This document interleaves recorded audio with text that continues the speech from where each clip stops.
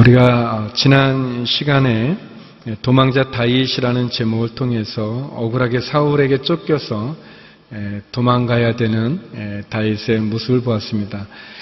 다윗이 광야에서 억울하게 사울에게 쫓겨 도망자의 삶을 살아가지만 그 광야는 결국 다윗을 이스라엘의 왕으로 만들어 가시는 하나님의 손길인 것을 보게 됩니다.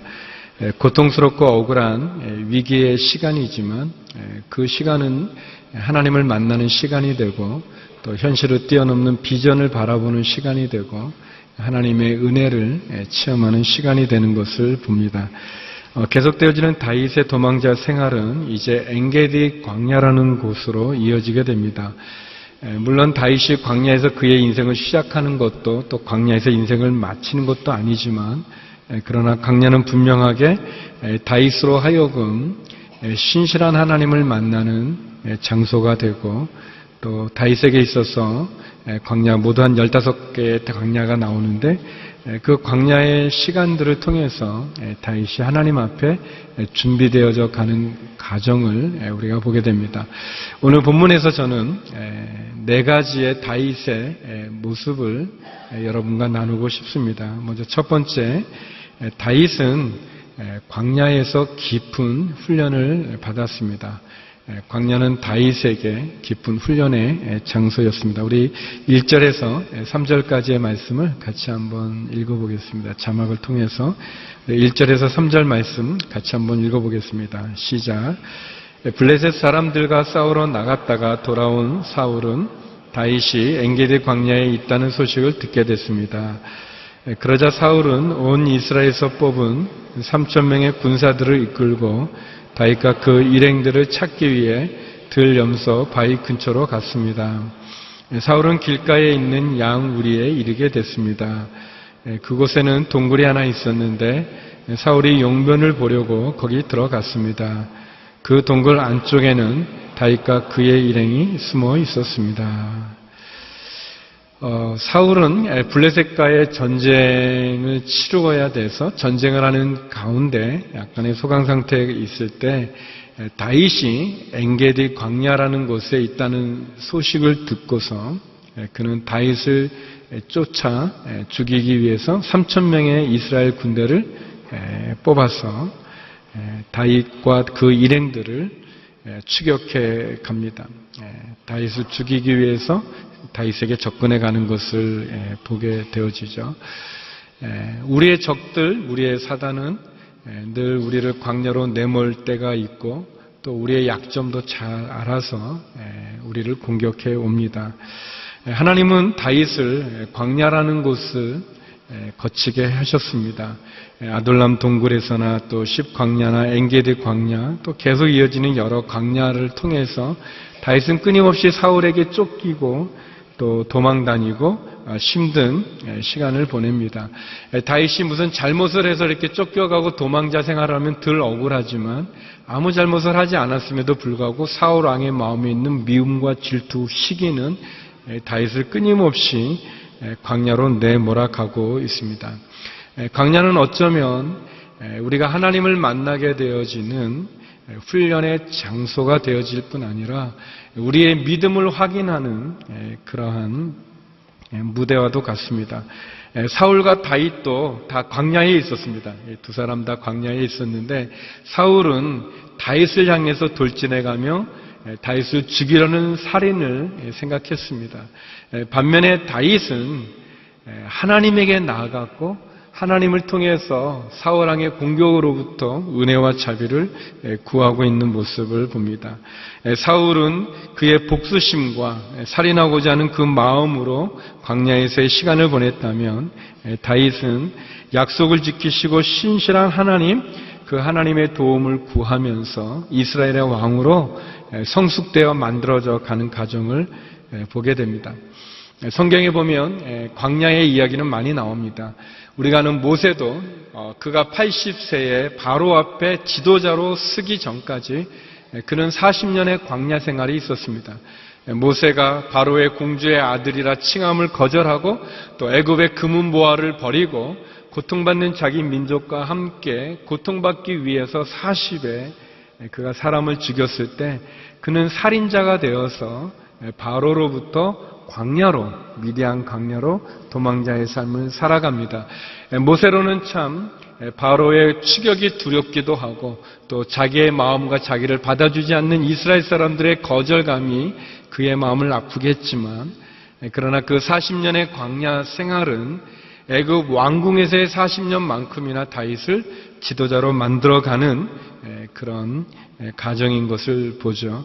예수님도 역시 광야에서 그의 사역을 시작하기 전에 사단에게 시험을 받으셨습니다. 세례 요한에게 세례를 받고 나오셨을 때 하늘이 열리고 하나님의 성령이 임했는데 성령은 예수님을 광야로 내몰았다고 얘기합니다. 마태복음 그렇게 기록하고 있죠. 예수님은 사역을 시작하기 전에 먼저 광야에서 40일 동안 금식하셨고 그리고 사단의 시험을 이기셨습니다. 사역을 시작하시기 전에 광야의 시간이 예수님에게는 있으셨습니다.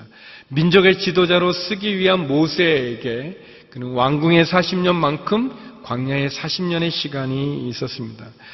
사람들은 누구나 스스로 선택해서 광야로 들어가지는 않습니다. 왜냐하면 광야는 불편한 것이 많고 또 두려운 곳이고 힘들고 고통스럽고 겁나는 곳이기 때문에, 불편한 곳이기 때문에 사람들은 광야를 좋아하지는 않습니다. 그렇지만 우리가 원하지 않지만 그것이 억울한 누명같이, 또는 우리가 원하지 않지만 우리를 광야로 몰아가는 상황과 형편이 우리 가운데 있습니다. 유진 피터슨 목사님께서는 현실의 뿌리 박은 영성이라는 책에서 그런 말씀하신 적이 있습니다. 우리에게는 지리적인 광야도 있지만 상황적인 광야도 있다라고 얘기합니다. 우리는 광야에 살지는 않죠. 우리는 도시 가운데 살고 또 우리는 안락한 환경이 있습니다. 광야같이 먹을 양식을 구하기가 힘들고 마실 물을 구하지 못하는 그런 지리적인 광야가 우리 가운데 있지는 않을지 몰라도, 그러나 우리의 상황은 광야와 같은 그런 어려움이 우리에게 있죠. 그것이 건강의 문제가 무너지는 걸로 인해서 겪게 되어지는 광야든, 그것이 경제적인 어려움 속에서 우리가 겪게 되어지는 고통의 시간이든, 또는 그것이 사업의 문제로, 또는 부부관계의 어려움으로, 또 자녀의 문제로 우리는 상황적인 광야 가운데 내몰릴 때가 있습니다. 특별히 억울하게 죄를 짓지 않았고 잘못하지 않았음에도 불구하고 억울하게 악한 사람에 의해서 고난을 받는 그런 때가 있습니다. 밤에 잠이 들 때 아침에 깨어나지 않으면 좋겠다는 생각이 들 정도의 그런 우리의 모든 것이 무너져 내린 것 같은 어려운 광야의 상황에 놓일 때가 있습니다. 그러나 분명한 건 광야에서 우리는 구름기둥, 불기둥을 만날 수 있습니다. 분명한 것은 광야에 있을 때 하늘에서 내리는 만나와 메추라기를 먹을 수 있고 반석에서 샘이 터져 생수를 마실 수 있는 하나님의 은혜를 경험할 수 있습니다. 광야는 우리에게 위험과 죽음과 고통을 주는 곳이지만, 그러나 그 광야는 우리로 하여금 하나님의 신실한 인도하심과 하나님의 도움 없이는 나갈 수 없는 우리의 믿음을 보게 되어집니다. 다윗은 이 광야에서 깊은 훈련을 받았습니다. 광야는 다윗을 이스라엘의 왕으로 만들어가는, 그가 이스라엘의 목동에서, 목자에서 한 민족의 목자, 왕으로 준비되어져 가는 과정이 광야였던 것을 돌아보게 되어집니다. 사랑하는 성도 여러분, 여러분이 광야에 계시는 상황에 놓여 있습니까? 여러분의 형편이 광야와 같습니까? 여러분의 심정과 여러분의 상황이 광야이십니까? 그 광야를 통해서 여러분을 연단시키시고 만들어가시고 인도하시는 하나님의 구름기둥, 불기둥을 볼 수 있기를 주의 이름으로 축원합니다. 그 광야의 목마름 속에서 반석에서 샘이 터져 생수를 마시게 하시는 하나님의 만나와 메추라기와 생수를 경험하시기를 주의 이름으로 축원합니다. 그래서 광야 가운데 두려움과 무서움과 절망과 낙심의 좌절의 시간이 아니라 그 광야를 통해서 나를 찾아오시는 신실한 하나님을 붙잡을 수 있는, 앞으로 나아가는 주의 선한 인도하심을 경험하는 은혜가 있기를 바랍니다. 사울은 다윗을 추격해가는 과정 가운데서 들염소 바위 근처로 갔을 때 그는 생리적으로 용변을 보게 원했습니다. 갑자기 일어난 일이지만 그러나 그가 보통 양들이 먼 곳까지 풀을 뜯으러 왔다가 하루 만에 돌아갈 수 없는 그런 일이 많기 때문에 이스라엘의 곳곳에는 이 양들의 목자들, 목동들이 밤을 지낼 수 있는 그러한 집들 또는 그러한 동굴 또 그러한 장소들이 있었습니다. 그래서 사울은 별로 의심 없이 이 동굴에 목자들이 쉬는 이 동굴 가운데로 들어갔죠. 또 용변을 보는 일이기 때문에 굉장히 개인적인 일이고 사적이기 때문에 왕을 호위하는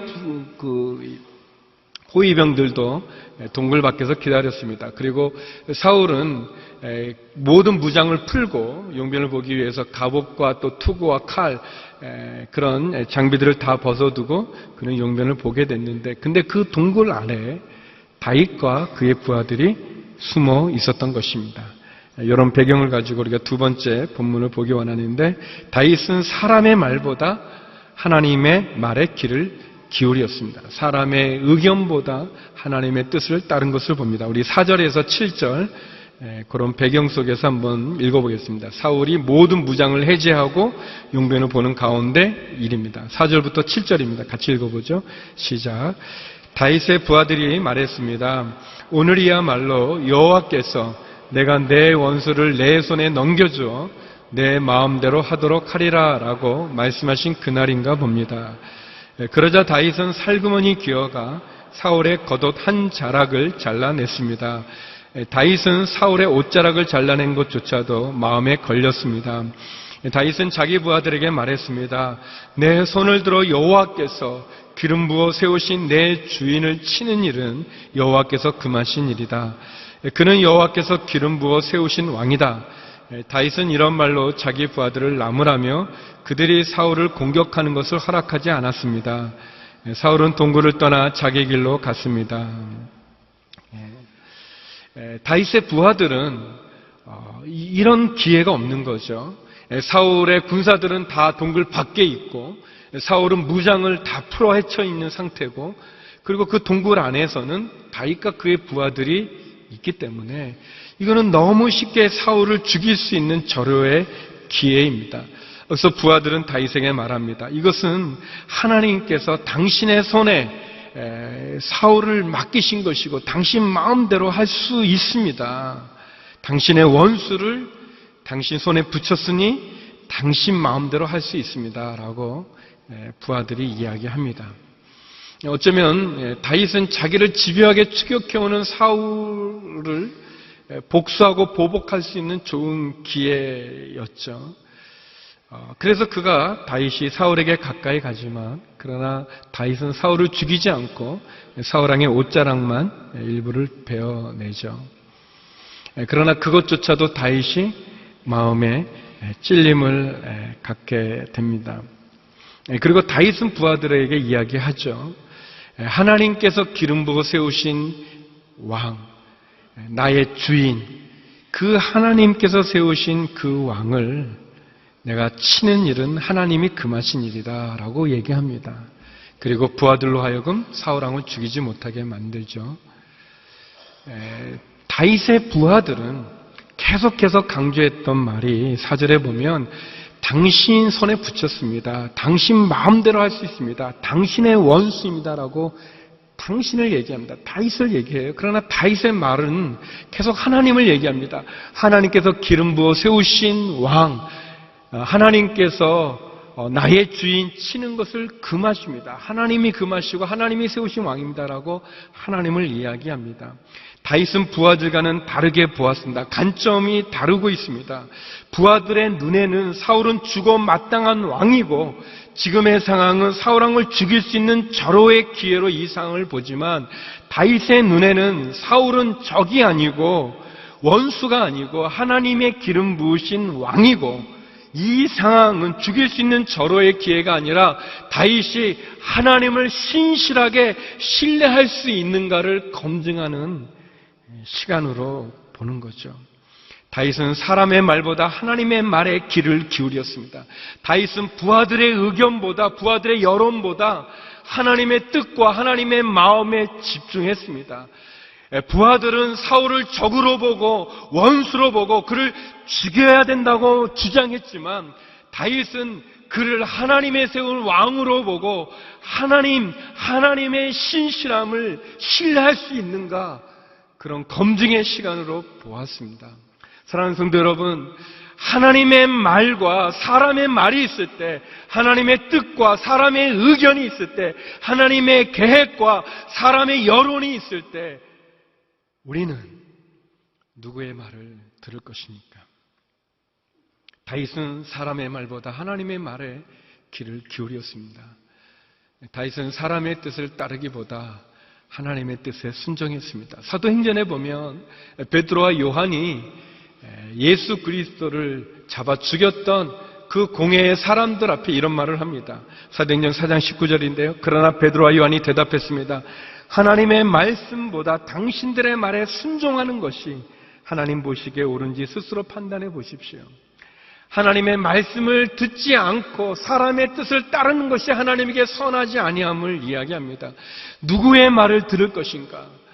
사실 하나님의 음성은 멀리 있고 들리지 않는 것 같지만, 사람들의 말은 맞는 것 같고, 사람들의 의견은 중요한 것 같고, 사람들이 우리를 향해서 갖고 있는 평가는 무시할 수 없는 것 같지만, 그러나 기억하십시오. 사람의 말과 사람의 의견이 우리에게 구원을 주는 것이 아니라, 우리에게 희망을 주는 것이 아니라, 우리를 생명으로 인도하는 것이 아니라, 우리를 구원하고 생명으로 인도하는 것은, 우리에게 진정한 희망을 주는 것은 하나님의 말씀이고 하나님의 마음 뜻임을 기억하시기 바랍니다.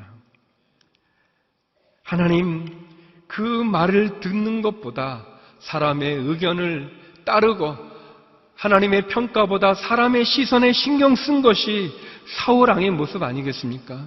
그러나 다윗은 사람들의 의견보다 하나님의 말씀에 순종합니다.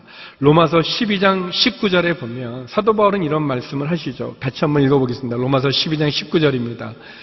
시작. 사랑하는 형제들이여, 여러분이 스스로 원수를 갚지 말고 하나님의 진노하심에 맡기십시오. 기록되기를 원수를 갚는 것이 내게 있으니 내가 갚아주겠다고 주께서 말씀하십니다. 신명기 32장의 말씀을 인용하면서 얘기합니다. 원수 갚는 것이 내게 있으니 내가 갚아주겠다라고 그랬습니다. 성도 여러분, 우리가 스스로 원수를 갚는 것이 아니라 하나님의 진노하심에 맡길 수 있기를 원합니다. 하나님께서는 우리가 스스로 판단자가 되어 하나님처럼 되기를 원하는 것이 아니라, 우리가 힘이 있고 원수를 대갚을 능력이 있고 그런 상황이 되어질 때조차도 우리가 하나님에게 주목하고 하나님에게 귀 기울이기를 원하십니다. 우리가 어떻게 보는가는 너무나 다릅니다. 어떤 관점과 어떤 태도를 취할까는 다른 것입니다. 똑같이 광야에 있지만 사울은 다윗을 향해 달려가며 그를 죽이려 하지만, 다윗은 하나님에게 달려가고 하나님의 은혜를 구하지 않습니까? 똑같은 광야지만, 미국의 북서쪽에 있는 큰 공원에 큰 삼나무가 있는데, 그 삼나무를 절단했을 때 나이테가 있었는데 5개의 나이테가 촘촘하게 있는 것을 보게 됐습니다. 젊은 나무꾼은 그것을 보고 5년 동안이나 가뭄이 지속됐다고 얘기했습니다. 그러나 나이가 많았던 나무꾼은 그렇게 그것을 이야기합니다. 그 5년의 가뭄 동안 이 나무는 더 물을 찾아서 더 깊이 뿌리를 내렸고, 그래서 그 이후에 더 크고 더 높게 자랄 수 있었다고 얘기합니다. 우리의 광야, 우리의 가뭄 어떻게 볼 것인가? 사랑하는 성도 여러분, 사울왕을 죽일 수 있는 그 기회, 그 사울왕을 원수로 보지 않고 죽일 수 있는 절호의 기회로 보지 않고 하나님의 뜻, 하나님의 말씀에 순종했던 다윗과 같이 저와 여러분이 사람의 말이 아니라 하나님의 말에 순종할 수 있기를 주의 이름으로 축원합니다. 저와 여러분, 우리 성도들은 사람들의 의견을 따라 살아가는 사람이 아니라, 사람들의 마음을 기쁘게 해주기 위해서 살아가는 사람이 아니라, 하나님의 말씀을 따라 하나님을 기쁘시게 하는 삶을 살아가는 존재라는 것을 기억하시기 바랍니다. 우리가 사람을 만족시키는 것이 아니라 하나님을 기쁘시게 해드리는 것이고, 사람의 여론과 사람의 말을 따라 살아가는 것이 아니라 하나님의 마음과 하나님의 뜻을 따라 살아갈 수 있는, 그럴 때 거기에 구원이 있고 생명이 있음을 기억하시기 바랍니다. 세 번째, 오늘 본문은 우리들에게 다윗이 문제를 피하지 않았다는 것을 보여주고 있습니다. 다윗은 문제를 회피하거나 피하지 않았습니다. 우리 8절 9절 말씀 같이 한번 읽어보겠습니다. 8절 9절입니다. 시작. 그러자 다윗은 동굴에서 나와 사울에게 외쳤습니다. 내 주 왕이시여. 사울이 뒤돌아 다윗을 보자 다윗은 얼굴을 땅에 대고 엎드려 절했습니다. 다윗이 사울에게 말했습니다. 어째서 왕은 사람들이 다윗이 왕을 해치려고 한다라고 한 말에만 귀 기울이십니까? 다윗은 자기의 그 억울함, 자기의 이 고통, 이 사울 왕의 추격받는 이 사실, 이 진실을 자기 부하들에게 얘기하지 않았습니다. 심지어 백성들에게조차 얘기하지 않았습니다. 다윗이 억울하게 추격받고 고통받고, 그리고 사실은 자기는 아무 잘못을 안 했음에도 불구하고 사울이 그 미움으로 자기를 죽이려 하고 있는 그 사실에 대해서 사무엘상에서는 다윗이 백성들에게 말한 기록이 없습니다. 말한 내용이 없어요. 다윗은 자기가 겪고 있는 그 아픔과 억울함과 고통을 백성들에게 이야기한 것이 아니라, 그래서 백성들의 여론을 자기에게 동정하도록 한 것이 아니라, 그는 하나님을 바라보고, 그리고 진짜 문제되어지는 사울 앞에, 그 문제 앞에 맞닥뜨렸습니다. 피하지 않았습니다. 8절에 보니까 다윗이 동굴에서 나와서 사울 왕을 부르지 않습니까? 내 주 왕이시여라고 부릅니다. 그때 사울이 뒤돌아 다윗을 볼 때 다윗이 얼굴을 땅에 대고 엎드려 절했다고 했습니다. 성도 여러분, 다윗은 자기가 사울 왕과의 문제를 피하지 않고 직접 얘기합니다. 그리고 예를 갖추어서 엎드려 절하고 겸손하게 예를 갖춰 이야기하죠. 사울 왕을 존중하면서 말이죠. 다윗은 자기가 사울 왕을 살려줬다고 자랑하거나 교만하거나, 그리고 자기가 선행을 베풀었다고 그 선행으로 우쭐대지 않습니다. 얼마나 충실한 신하의 모습이고 겸손한 다윗의 모습입니까? 부하들이 보면 이거는 바보 같은 일이죠. 다윗이 한 이야기는, 행동은. 만약에 사울과 그의 3,000명의 군사들이 있는데 다윗이 자기가 있는 엔게디 궁굴 그 위치를 알려주는 거 아니겠습니까? 왕한테 자기가 어디 숨어 있는지를 알려주는, 참 어리석어 보여지는 그러한 문제입니다. 부하들이 보면은 이 사울 왕이 다윗을 추격하고 다윗을 죽이려고 했던 그 모든 그 악함은 이루 말할 수 없습니다. 심지어 다윗을 도와줬던 제사장과 사람들까지 사울 왕이 다 죽여버렸어요. 사울은 굉장히 다윗에게 악한 일을 많이 했습니다. 그런 거에 비하면 이 왕을 죽이지도 않고 왕의 옷자락을 좀 잘라낸 거 가지고 괴로워하고 힘들어하는 다윗의 모습은 부하들이 볼 때는 참, 그건 아무것도 아닌데, 사울 왕의 악한 일에 비하면 다윗이 했던 것은 아무 일도 아닐 텐데, 그렇게 정당할 수 있는데, 또 자기의 위치를 알려주는 것은 어리석은 일인데, 근데 다윗은 부하들의 의견을 따르지 않았습니다. 부하들의 평가에 기울이지 않았어요. 다윗은 하나님, 그는 그 하나님 앞에만 서 있었습니다. 성도 여러분, 죄는 상대적이지 않습니다. 다윗은 그의 죄의 기준을 사울의 악함에 비교하지 않고 하나님의 거룩함 앞에 두었습니다.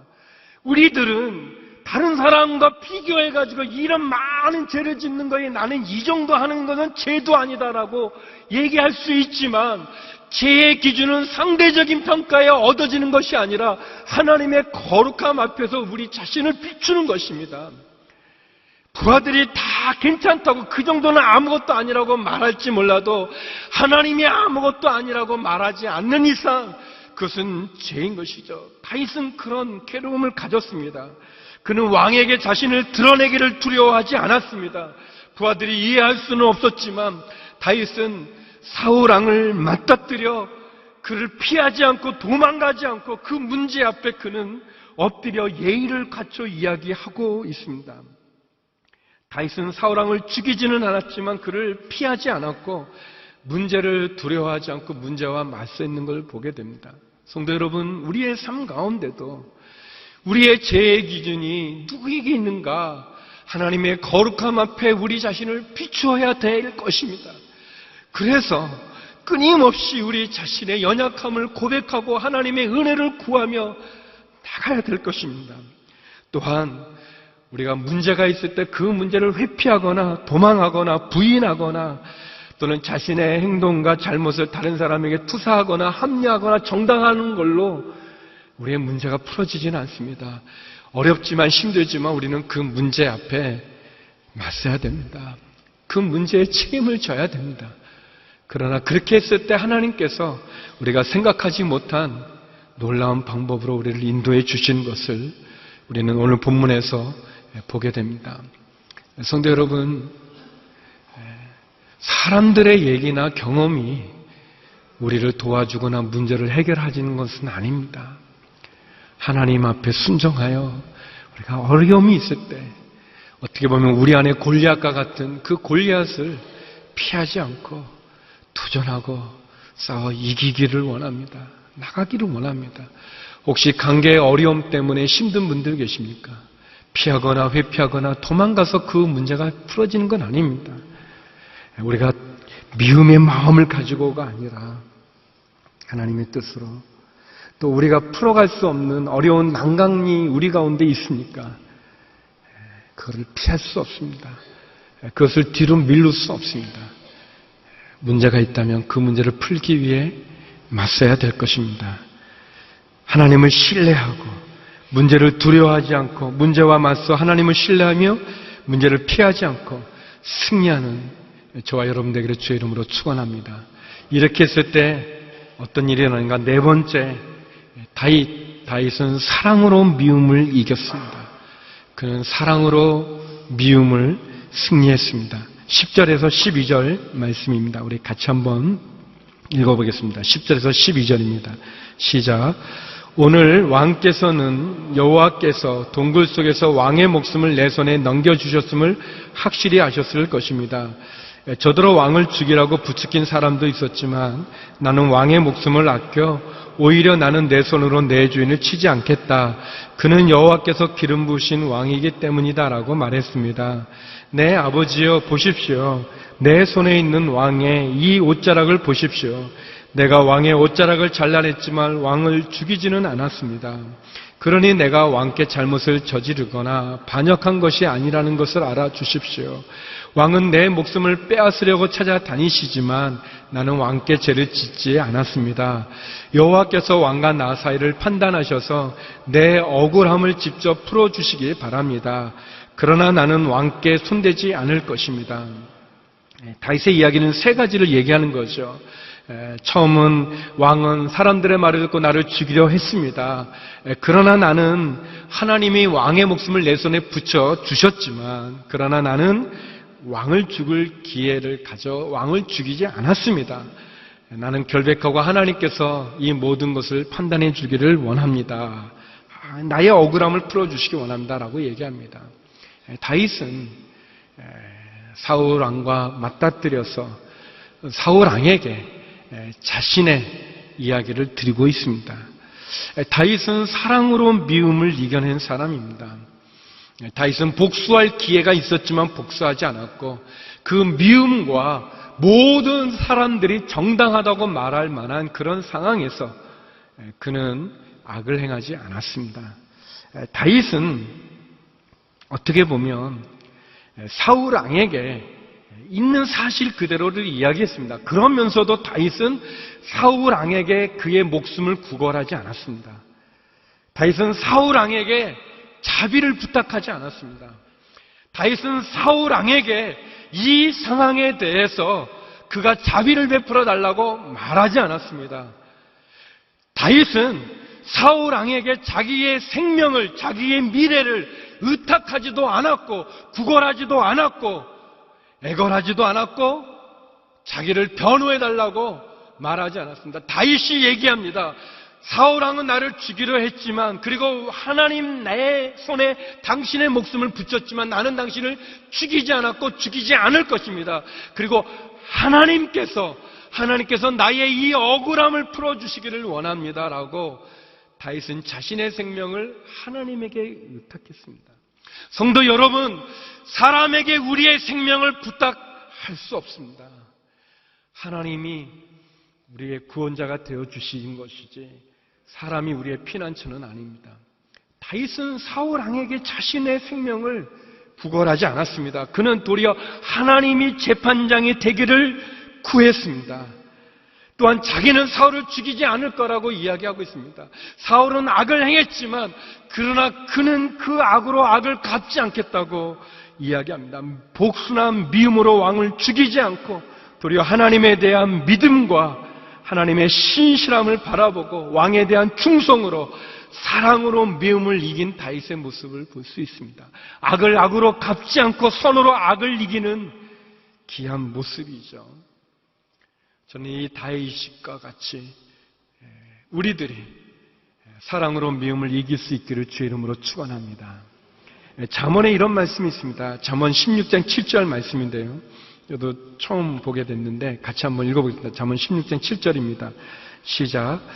사람의 행위가 여호와를 기쁘시게 하면 원수들까지도 그와 화평하게 지낼 수 있게 하신다. 놀라운 말씀입니다. 뭐냐면 우리의 행위가 하나님을 기쁘시게 하면, 우리의 착한 행실로 하나님 기뻐하시면 심지어 원수까지도 화평하게 지낼 수 있게 해주신다고 얘기합니다. 다윗은 복수할 수 있었지만 그의 미움으로 그 집요하게 추격해오는 사울 왕의 공격으로부터 자유하기 위해서 사울을 죽일 수 있었지만, 그러나 다윗은 그렇게 하지 않았습니다. 도리어 하나님을 신뢰하고 하나님의 말씀, 하나님의 뜻을 따랐습니다. 하나님을 신뢰하고 하나님을 따를 때 하나님이 우리를 책임져 주시는 것입니다. 우리가 하나님을 신뢰할 때 하나님 우리를 책임져 주십니다. 우리가 하나님 온전한 믿음으로 그분을 바라보고 그분께 집중하여 그분의 뜻을 따를 때 하나님 우리에게 많은 유익을 허락해 주십니다. 주기도문에 보면 우리가 우리에게 지은 자를 사하여 준 것 같이 우리 죄를 사하여 주옵시고 라는 말씀이 있지 않습니까? 주님이 우리에게 가르쳐 주셨던 것처럼 우리가 우리에게 죄 지은 사람을 용서해 줄 때 우리의 죄가 그분 앞에서 사함받는 것을 이야기해 주십니다. 용서는 자기 자신을 자유롭게 할 뿐만 아니라 용서를 통해서 은혜를 입은 사람도 자유케 해주고 결국은 이 모든 것이 합력하여 선을 이루는 은혜를 줍니다. 다윗이 사랑으로 미움을 이기고 그리고 그 문제인 사울 왕에게 예를 갖춰서 겸손하게 이야기했을 때 하나님은 사울 왕의 마음을 녹여줍니다. 사울은 다윗의 말과 행동에 큰 감동을 받습니다. 다윗이 베풀었던 사랑, 용서, 겸손, 자비 이런 모습은 사울 왕의 차디찬 마음을 녹이게 되고 다친 마음을 열며 분노와 미움과 불신앙과 불순종으로 점철된 사울 왕에게 하나님을 보게 하는 기회가 되어집니다. 이 말이 끝난 후에 사울 왕이 하는 이야기입니다. 사무엘상 24장 19절 20절인데요. 같이 한번 읽어보겠습니다. 함께 읽을까요? 시작. 사람이 자기 원수를 만났는데 누가 해치지 않고 그냥 보내주겠느냐. 오늘 내가 내게 한 일로 여호와께서 내게 상 주시기를 바란다. 나는 너가 분명 왕이 될 것이고 이스라엘 왕국이 내 손에 세워지리라는 것을 알고 있다. 사울이 하는 말입니다. 사람이 자기 원수를 만나면 어찌 그냥 보내겠느냐. 그러나 너가 나에게 선한 일을 했다. 하나님께서 너에게 상 주기를 내가 원한다. 나는 너가 분명히 왕이 될 것이고 이스라엘 왕국이 내 손에 세워지라는 것을 알고 있다. 너무나 놀라운 일이죠. 부하들의 의견과 생각과는 전혀 다른 사울 왕의 변화의 모습입니다. 축복의 모습이죠. 사랑하는 성도 여러분, 우리가 광야 가운데 있을 때 그 광야는 하나님이 우리를 연단하여 만들어가는 과정인 것을, 집중적인 하나님의 훈련의 장소인 것을, 하나님의 은혜를 경험할 수 있는 곳임을 기억하십시오. 그래서 낙심하지 말고 절망하지 마시고 그 광야를 하나님으로 통과해 내십시오. 또 사람의 말보다 하나님의 말에 귀를 기울이십시오. 사람의 여론보다 하나님의 뜻을 따르십시오. 문제를 피하지 마시고 사랑으로 미움을 이겨서 사랑이 사람을 변화시키는 것을 기억하시고 하나님은 신뢰하고 용서함으로 하나님 주신 은혜와 축복을 경험하는 저와 여러분 되기를 주의 이름으로 축원합니다. 성도는 하나님의 말씀을 따라 사랑으로 이 세상을 승리하는 사람들입니다. 저와 여러분이 그 자리에 설 수 있기를 주의 이름으로 축원합니다. 기도하시겠습니다. 거룩하신 아버지 하나님, 광야 가운데 있는 우리들에게 하나님의 구름기둥, 불기둥, 은혜를 경험케 하여 주옵소서. 사람의 말을 따르기보다 하나님의 말에 순종하게 하여 주시고 문제를 피하거나 두려워 도망가는 것이 아니라 문제와 맞서 사랑으로 미움을 이기고 신실한 하나님의 도움을 구하며 그 하나님으로 승리하는 저희 모두가 되게 하여 주시옵소서. 예수님 이름으로 기도드립니다. 아멘.